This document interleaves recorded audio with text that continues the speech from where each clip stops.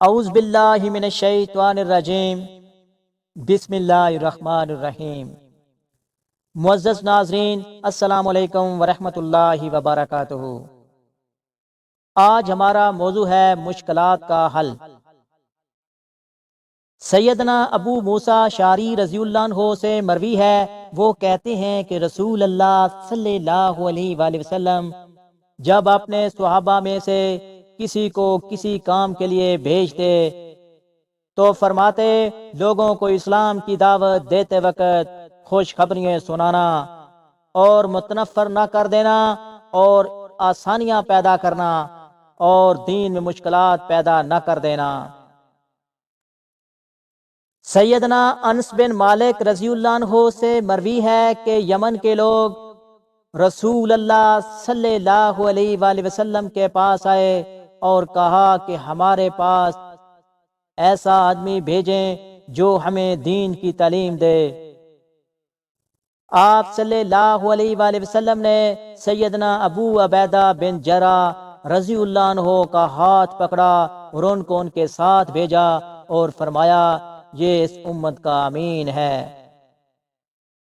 محترم ناظرین، آج مسلمان پریشان اور بے چین ہیں۔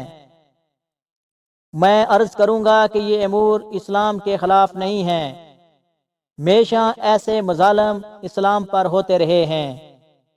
جناب رسول اللہ صلی اللہ علیہ وآلہ وسلم اور صحابہ اکرام رضی اللہ تعالی عنہ پر بھی برابر ایسے پہاڑ توڑے گئے۔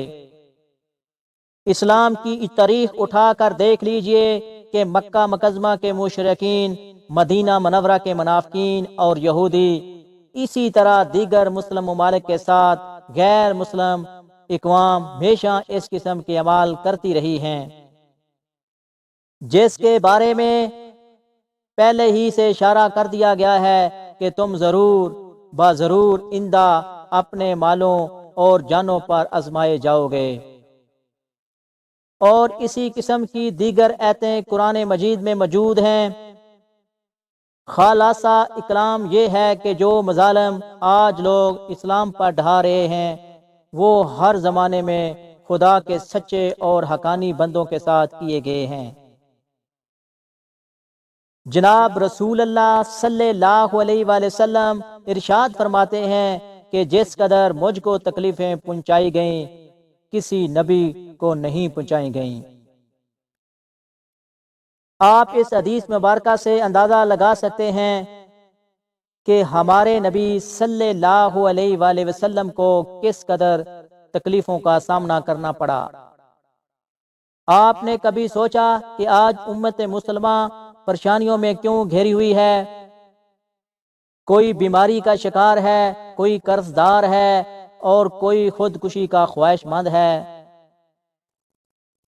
اس کی وجہ صرف اور صرف اللہ کی ناراضگی اور نافرمانی ہے۔ جب کوئی شخص اللہ کی رحمت سے دور ہو تو سکون کیسے پا سکتا ہے؟ مثال کے طور پر آپ صلی اللہ علیہ وآلہ وسلم نے فرمایا کہ میری امت پر گناہوں کی وجہ سے مصائب نازل ہوں گے، ان میں سے ایک گناہ مسیح کی بھی ہے۔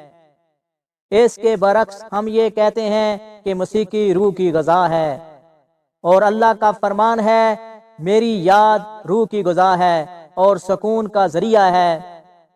ارشاد ربانی ہے، جو شخص میرا نافرمان بنے گا، میری یاد سے آراز کرے گا، میں ضرور بضرور اس کی زندگی کو تلخ کر دوں گا۔ اب جو شخص ٹی وی دیکھ کر یا لڑکیوں کو دیکھ کر سکون حاصل کرنا چاہے وہ بیوقوف ہے۔ یہ شخص سمندر میں آگ کو تلاش کرنے والا بیوقوف کی طرح ہے۔ محترم ناظرین، یاد رکھیے، ہر گناہ خود دوزخ ہے، اور ہر گناہ سے بندہ اللہ سے دور ہوتا ہے اور وحشت اور بے سکونی کو خود اپنے پاس بلاتا ہے۔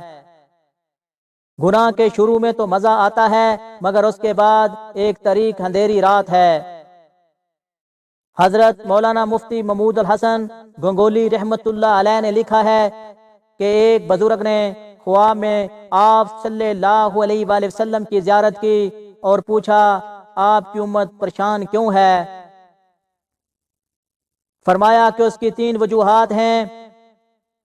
نمبر 1 بے پردگی، نمبر 2 گانا سننا، نمبر 3 ٹی وی دیکھنا۔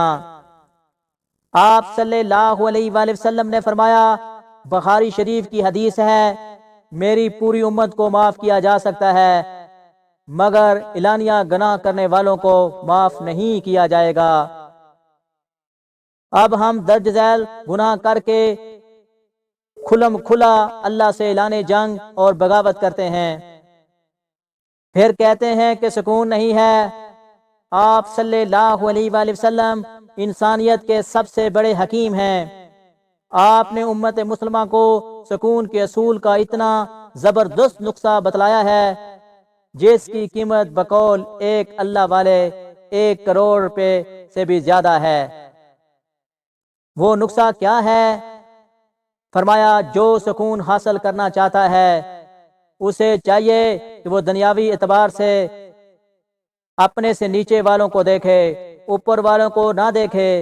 اس کا مطلب یہ ہے اگر ایک شخص کے پاس موٹر سائیکل ہے تو اسے چاہیے کہ سائیکل والے کو دیکھے، گاڑی والے کو حسرت سے نہ دیکھے۔ ایسا کرنا ناشکری کا سبب بن سکتا ہے۔